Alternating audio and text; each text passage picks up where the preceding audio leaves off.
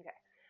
Hey, welcome to Two Moms, One Spectrum. We're just two besties with two autistic kids trying to find balance between life on the spectrum, meltdowns, our mental stability, to be honest, and trying to keep our heads above water.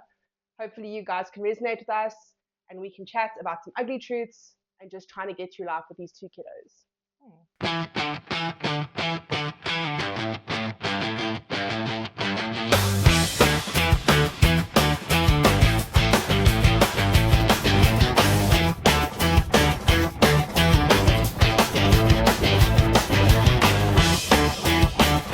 Yeah, so I think the whole reason why we started this Yeah. was because Ruth and I have actually been friends for like 13, 14-ish years. Before she got married, before we met our partners, and we've literally just been friends for so long. I actually met Ruth through my fiance, Calvin, and they were actually best friends. And then, She stole me away. yeah, I stole her away. So now we're besties. And yeah, we knew each other for so long before all of our lives got chaotic. And yeah, we ended up both having autistic children, which is quite ironic. And we always say that we really felt like God put each other in our lives because we knew we were going to go through really, really tough times. Yeah, and I guess today is really our first podcast. We always thought we'd be really good podcasters because we're so funny. So we thought we would start out as a podcast, and what more could we relate to than our crazy lives and how, we got into understanding our kids and Literally just trying. literally just trying to cope and literally just get through the motions every day. But today is really just to explain who we are, how we found out that our kids were autistic, and our journeys. Obviously, there's going to be a lot more episodes of random things, meltdowns, shop visits, how people speak to your children. And again, by all means, we're not professionals in any way, shape, or form. Yes, but we're just really here to talk about our experiences and what we've gone through. And obviously, there are parents that also go through sometimes a lot worse than what we go through. But it's really just to connect with other parents and just and to really hope that we can get through to other parents of neurodivergent children who probably feel alone, like they're the only ones going through this and they're the only ones experiencing these difficult moments. But also to parents of neurotypical children who maybe have friends or family who have children on the spectrum and maybe just want to understand a bit better. This is not an easy road that anyone is walking by any means. It's very, very difficult, and every day is full of new challenges. But yeah, so we're just hoping that this resonates with somebody, anybody, so that they feel just a little bit less alone.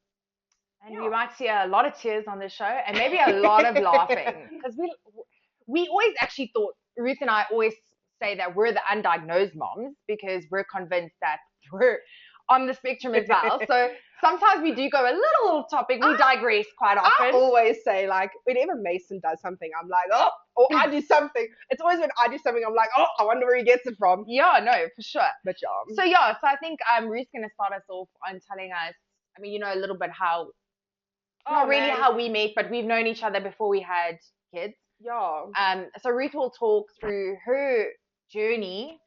Obviously, we're not there. There's just not enough time in one podcast to go through everything we've experienced. But really, just to pick up, like, how you found out Mason was autistic. I know for you specifically, you were a little bit in denial. Like, you heavy. did not want to. My husband Quinton and I, man, we had arguments on arguments.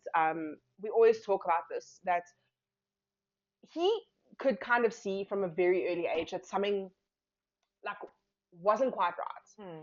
And like obviously, like, your mom comes out and you're like, don't you say anything about my kid, like he's perfect. Okay, they just say boys are lazy, that's why he's not talking. And I was very much in denial, and we had so many fights about it. And then he got really sick the year he started school. He got really, really sick, and turns out the school actually thought that he had measles, so rush off to go get him. Turns out it was his tonsils, and his tonsils were actually poisoning his system. So he had this like full body rash. Rushed him off to an ENT. And the guy was like, oh, no, tonsils need to come out. So we do the whole thing. And when I took him for his checkup, the ENT said to me, you'll see he'll be speaking a lot clearer now. Mm. And I was kind of like, he's not really talking. And how old was he? 18 months. Mm. So by then, there should be some decent Yeah, babble they going say at on. 18 months you should have 50 words, which I think is quite extreme for 18 months.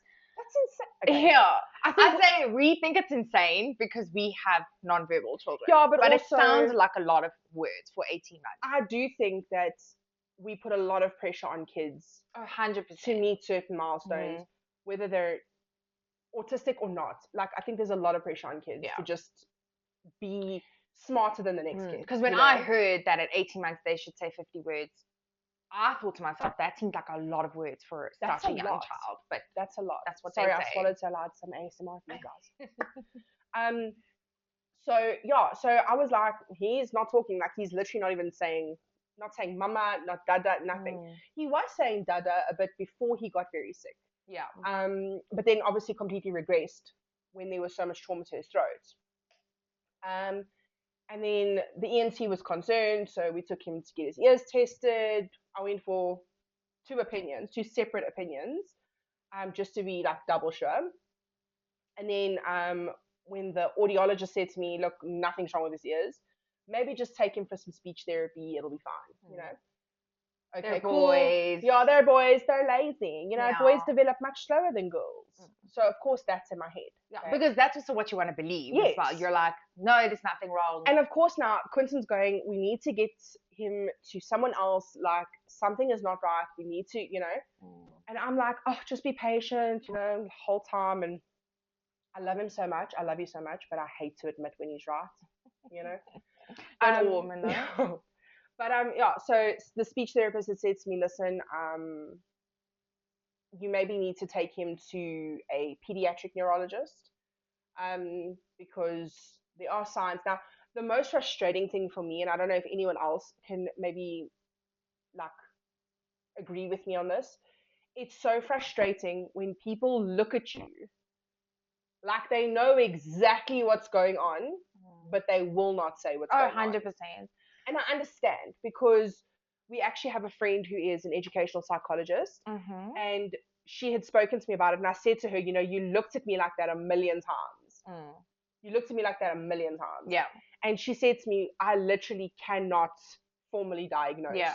Your So child, anybody they can get into so much trouble. Yeah. So anybody that's new to autism, any new moms that are new to the whole thing, so OTs and speech therapists cannot diagnose children with autism.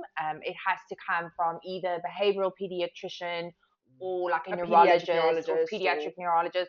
Sometimes psychiatrists can also diagnose as well. But no OTs in speech are actually allowed to diagnose children with autism. They can get into major, they can major really trouble. get into a lot of trouble for doing that. Yeah. So anyway, to me that was really, really frustrating. Yeah, because you just want someone to say it. Just say the word, and then I can process and we can get over it, right? Anyways, we get an appointment at this wonderful pediatric neurologist in Pretoria who has since resigned. Retired, you mean? That's what I retired. Yeah, got you. Don't worry. Who has since retired. And don't even get me started on neurologists. That's a conversation for a whole other episode. Yeah. Anyways, he was wonderful, and he diagnosed Mason as autistic. And I remember sitting in his room and hearing the words, so your child has autism. But in the moment, it kind of felt like he was looking at me like, duh. Like, how did you not know? Like, how did you not figure this out, you know? And Quinton the whole time had been going, I think he's autistic, I think he's autistic, I think he's autistic. And I'm like, I had never met anyone with autism. I didn't really know anything about autism before this. So I didn't really know how to say, oh, he's autistic, or, oh, you know. So to me, I was like, how could you tell from a couple of Google searches? Yeah. But I mean, he was right. All the signs were there.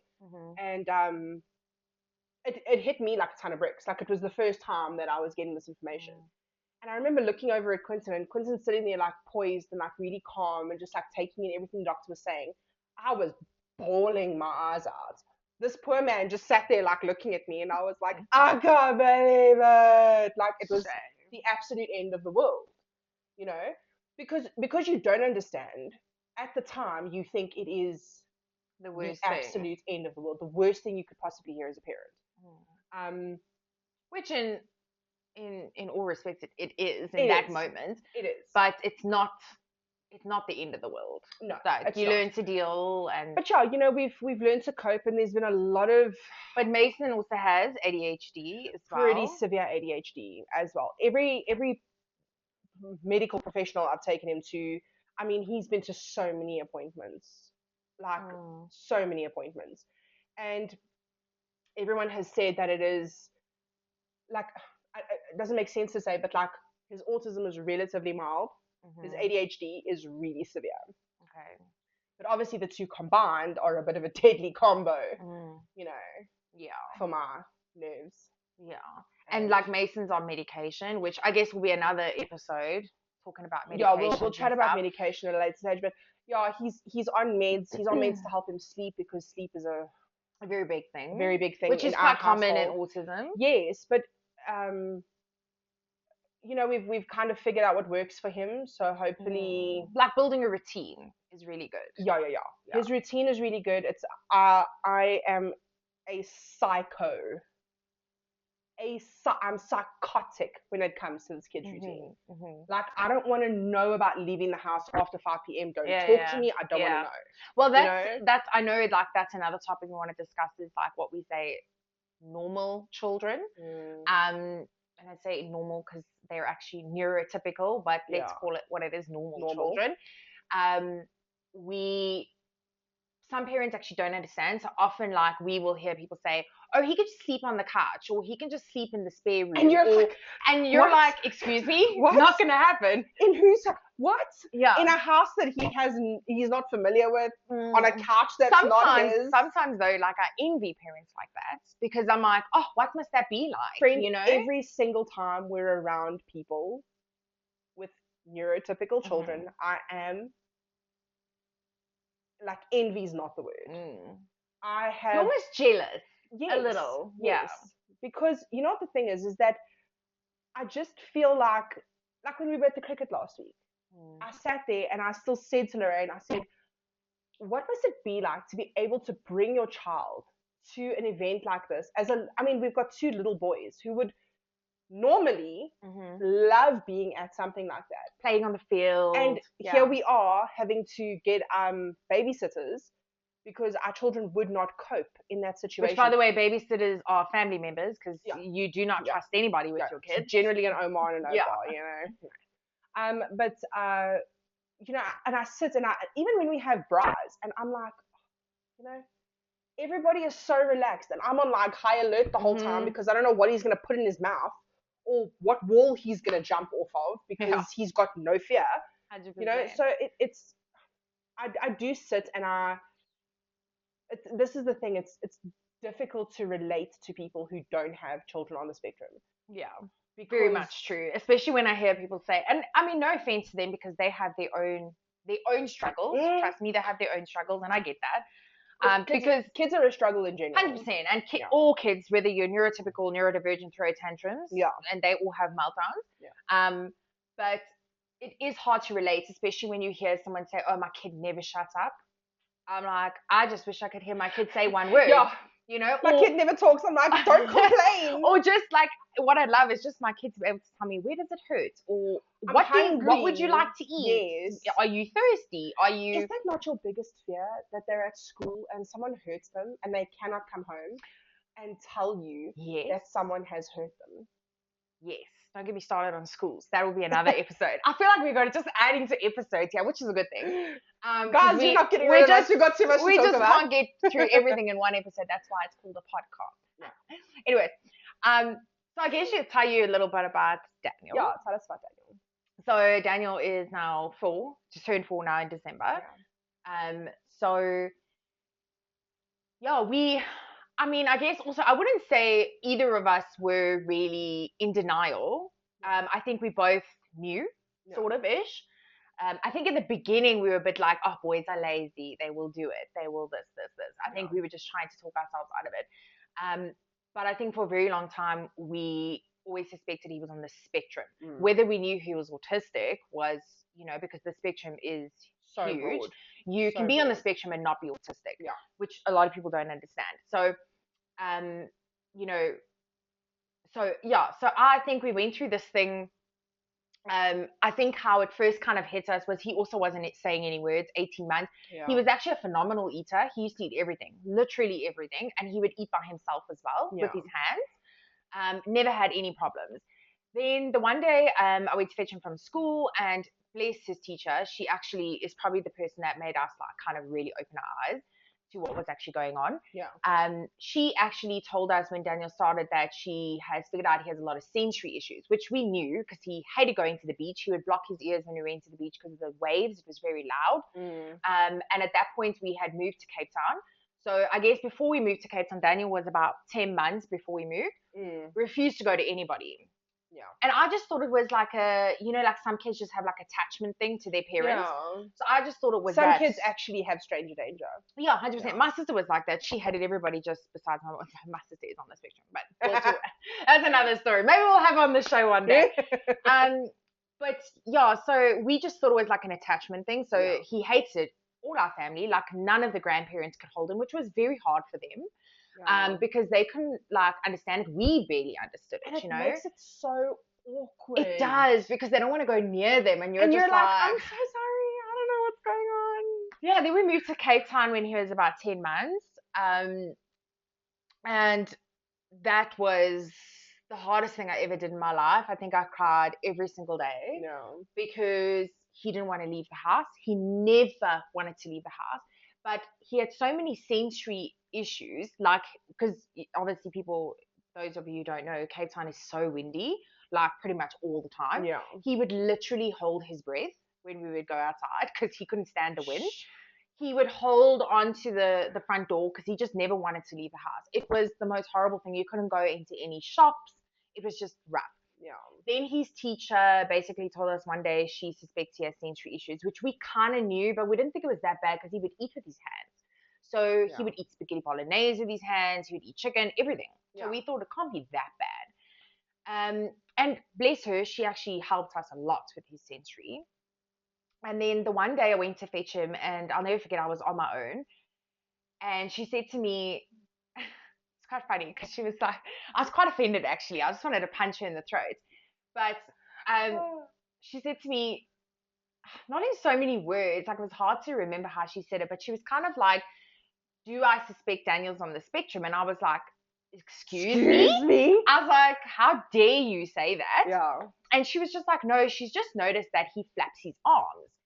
And I was like, no, obviously, if you have never been around autism, you don't understand it. So I was like, so you wouldn't have attributed like that's the flapping to him stimming. Yeah. You wouldn't have figured that out. And he was very young. He was like 14, 15 months. Yeah.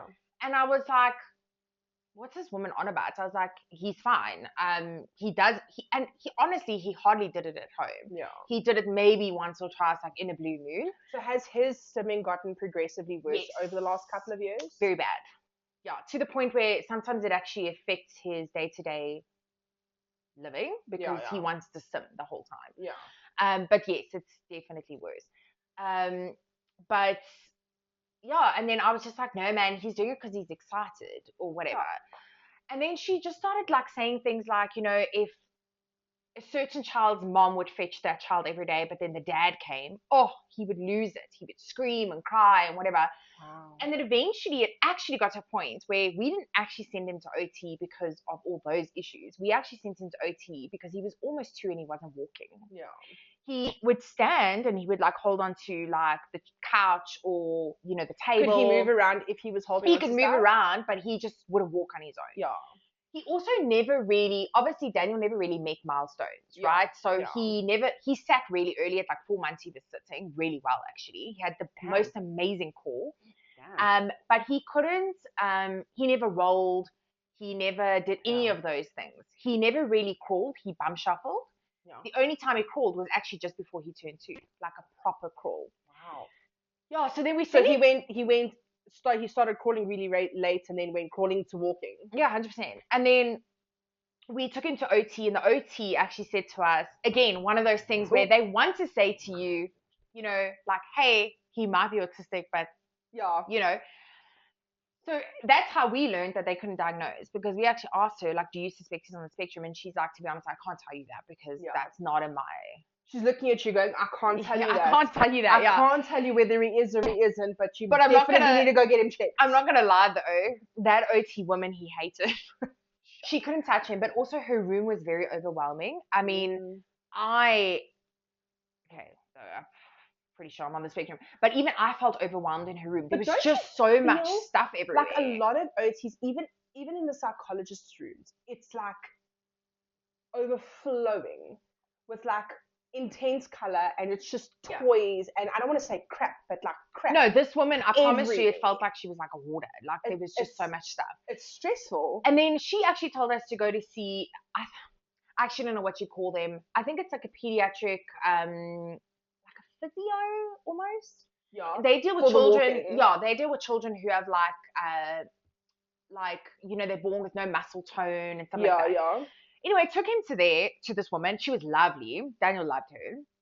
We had 3 sessions with her, and she basically said to us, "There's nothing I can do. He's strong.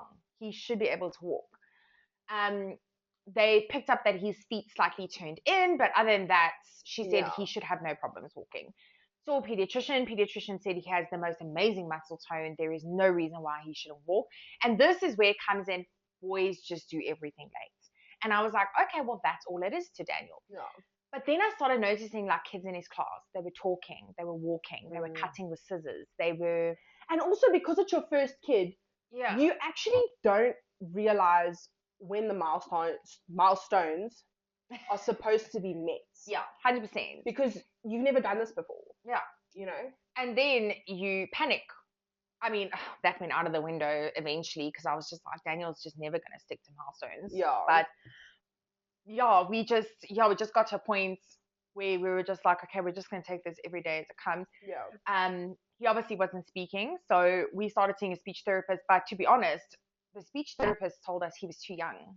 They said he's not even 2. There's literally no reason for you to be here, because some children speak later.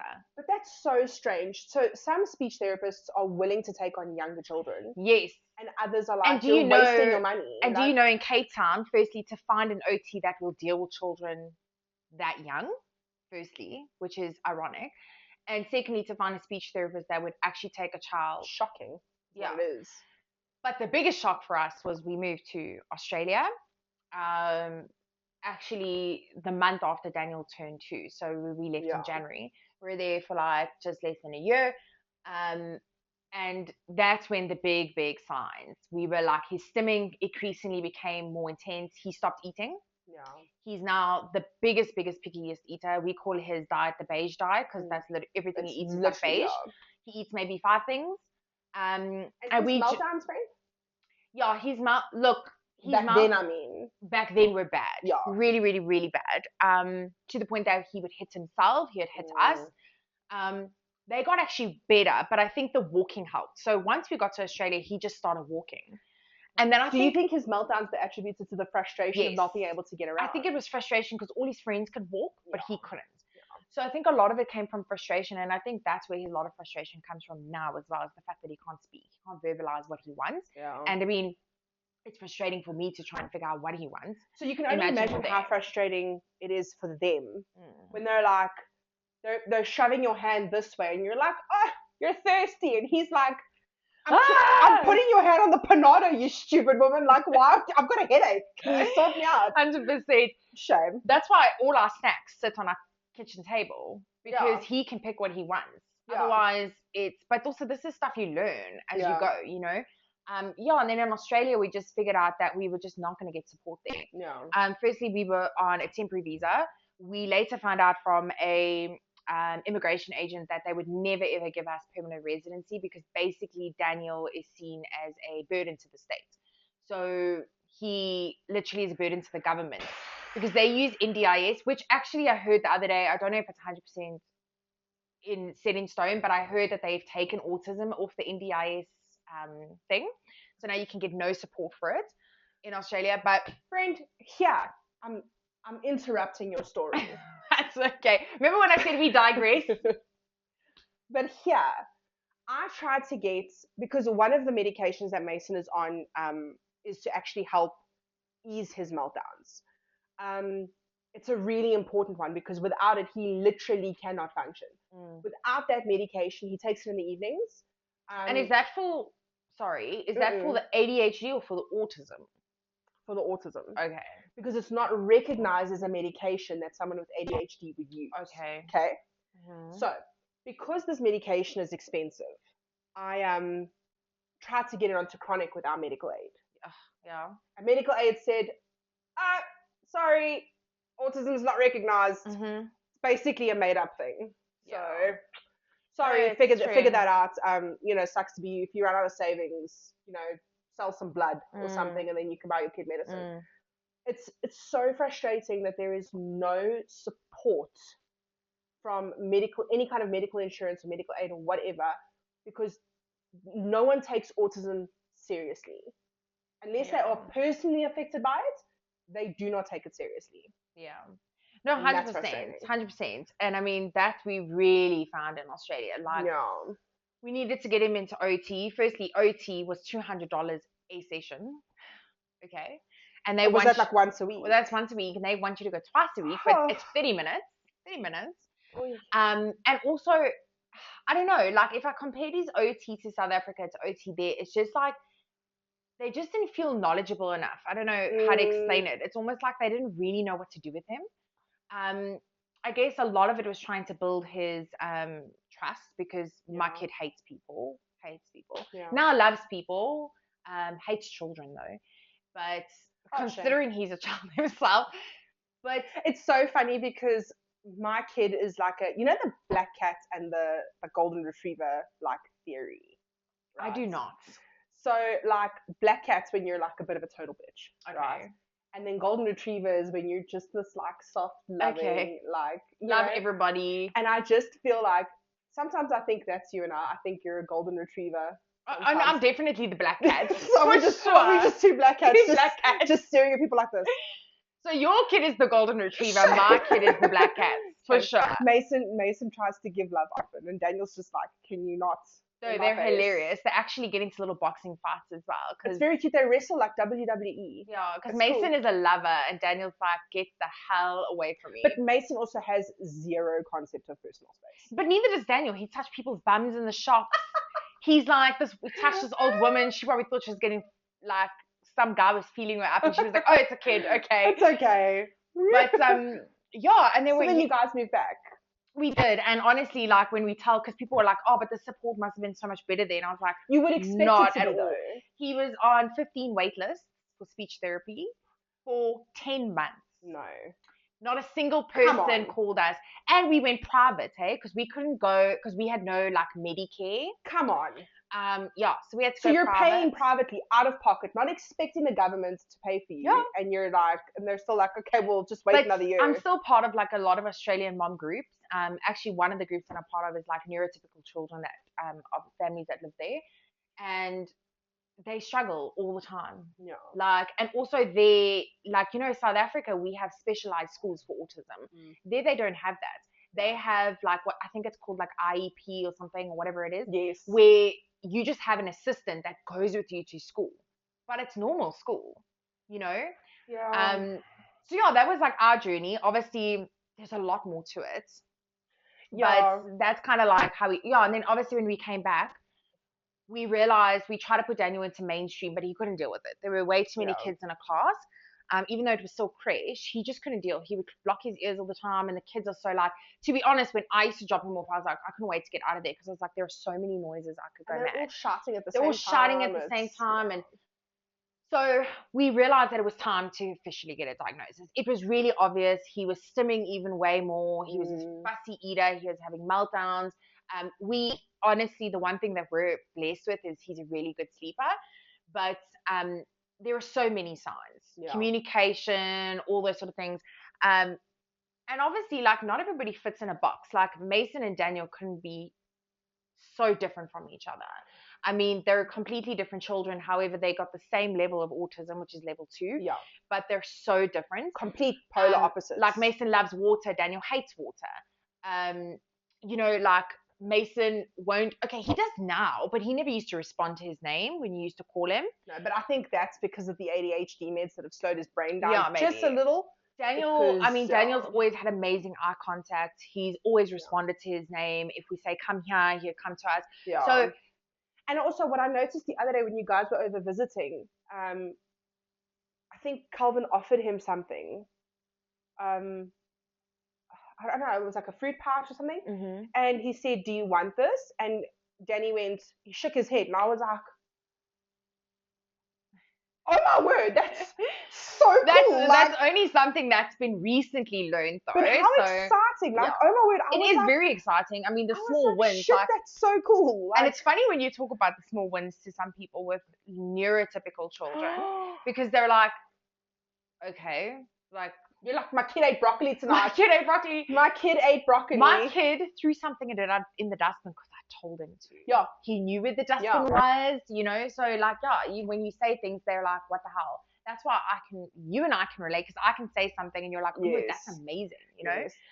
But this is the thing. It's very difficult to, and I mean, any of our friends who watch this, please know that we love you guys, but it's very difficult to relate to our friends or family that have got neurotypical children. And sometimes it's even hard for our families to understand. Yeah. You know?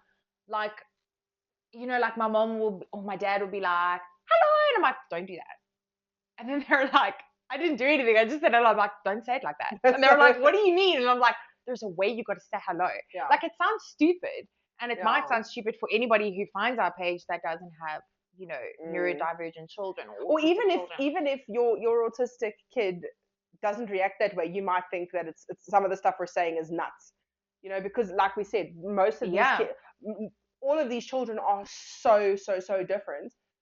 But it is what works for Daniel will not work for Mason. Yeah, 100%. And vice versa.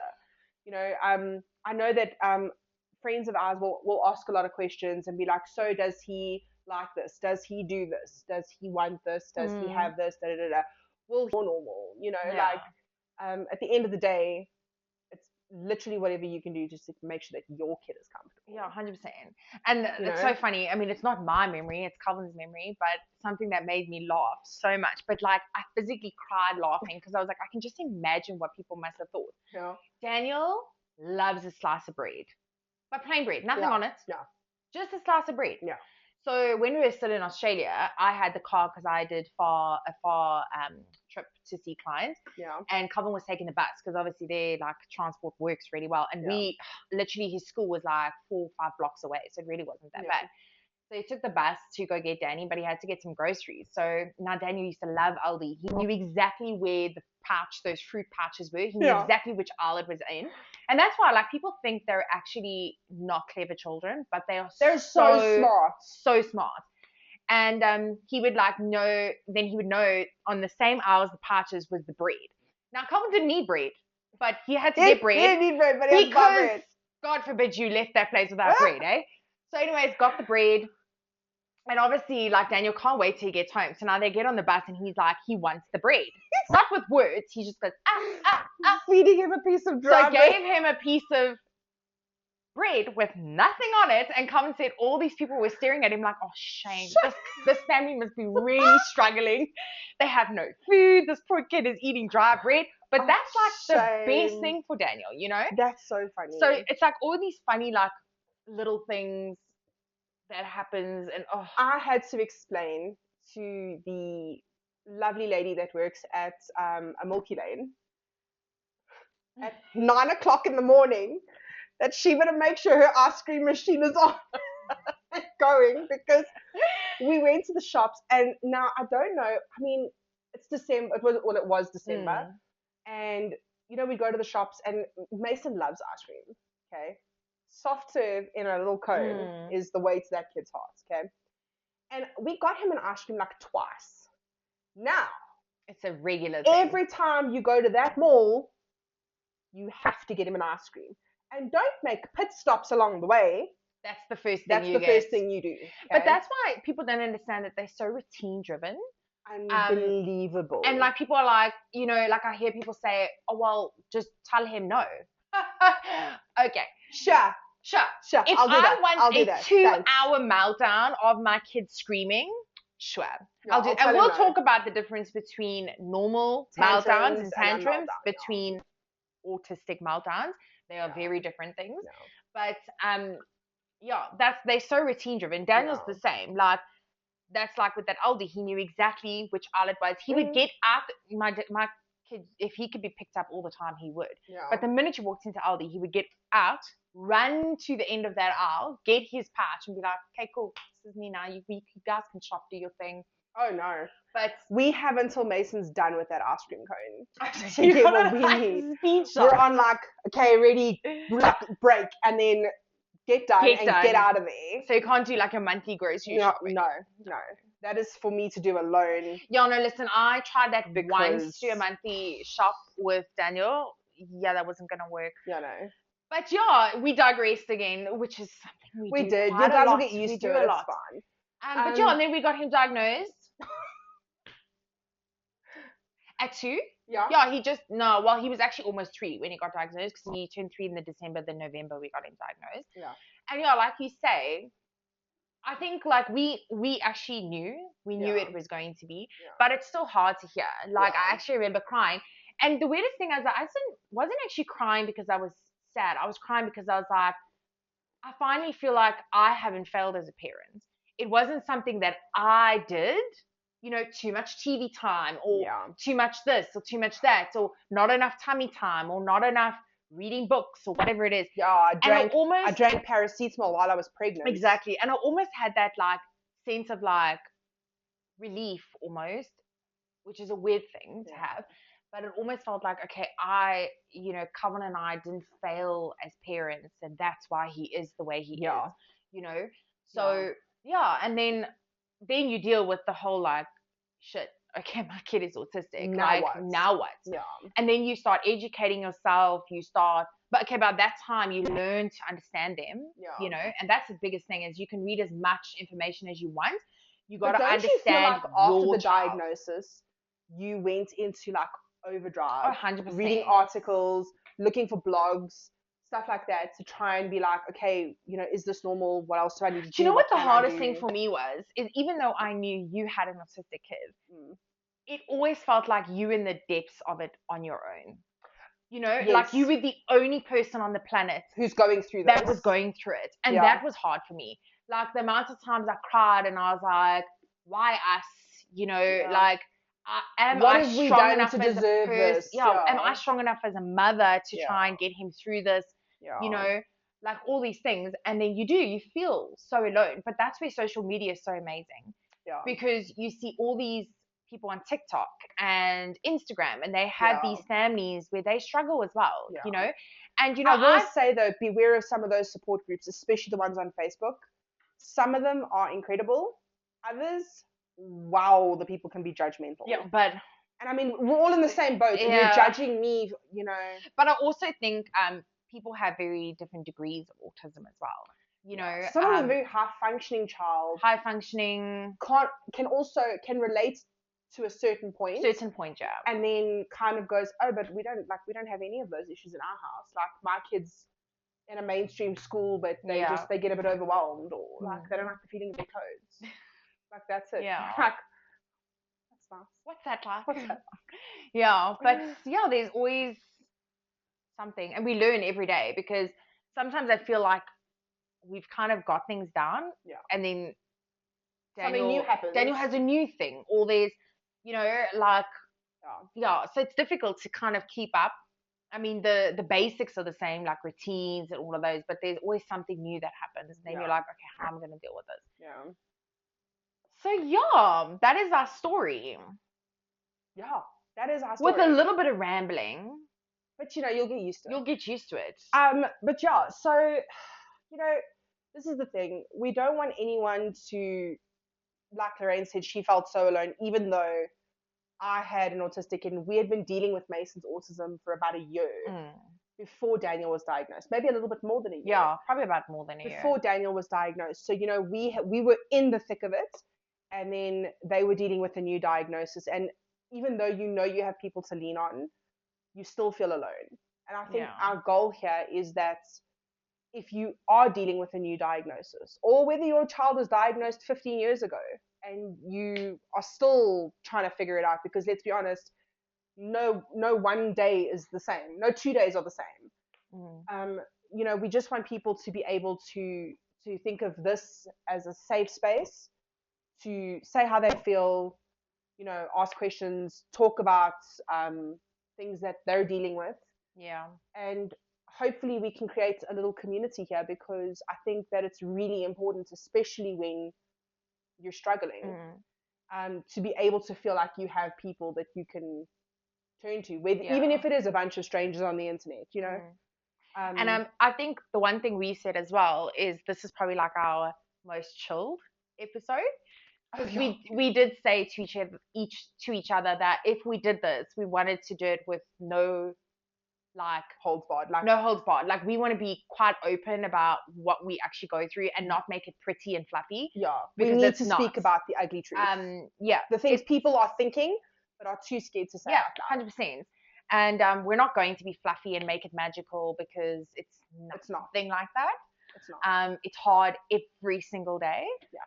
And every single day you kind of have to get up and be like, I can do this. Yeah. So yeah, this is probably our most chilled version episode. Yeah. Really just to ease into it, kind of tell you a little bit about our kids, about us. And then kind of going to the really things that people don't want to talk about really. Yeah. Or want to talk about it but not make it seem as bad. Yeah, I think people want to talk about it, but they don't want to be seen like you want to talk about it, but you don't want to be judged. Yeah. People go, oh my word, I can't believe you think that about your kid. Listen, I love my children with everything inside of me. Every inch of my being, I love my children. But those two can be assholes sometimes. And you know what? That's okay. Yeah, 100%. But aren't all kids a little bit of... All kids can be assholes sometimes, and that's fine. Yeah. They're learning. Yeah. They're learning little assholes, and that's okay. But yeah. So, thanks, friend. Yeah, thanks. Thanks for today, and hopefully we can make this a nice long journey, and we can create a bit of a family. Like and subscribe to our YouTube page. Our YouTube page, and obviously, like Ruth and I have been speaking about doing this for forever. Obviously, then I moved, and then that wasn't going to happen. Came back, and we were like, okay, we really need to do this because we feel like we have something to say. Yeah. Whether it resonates with you or doesn't, or if you know somebody that it would. Let them know. Let them know about the page. Share the link with a friend who you think could benefit from listening to us talk a whole lot of shit for an hour. And you can also follow us on TikTok. Yeah, so TikTok and Instagram. Yeah, so we're gonna do a lot of like day in the life kind of thing. Obviously not as extreme, because let's be honest, do we actually have time to do a full day in the life? But like really just to kind of like show you what we deal with on a daily basis. So that maybe you can understand when we do these episodes what we actually physically go through. Some of it is cute, some of it's not so pretty, but it's the truth. Yeah, and to be honest, sometimes cute, sometimes not so cute is just real life. So we want to try and be as transparent as possible, try and be as real as possible, and hopefully someone can relate. So if you enjoyed this, then please come back. We'll see you in the next episode. Yeah. Bye, guys. Bye.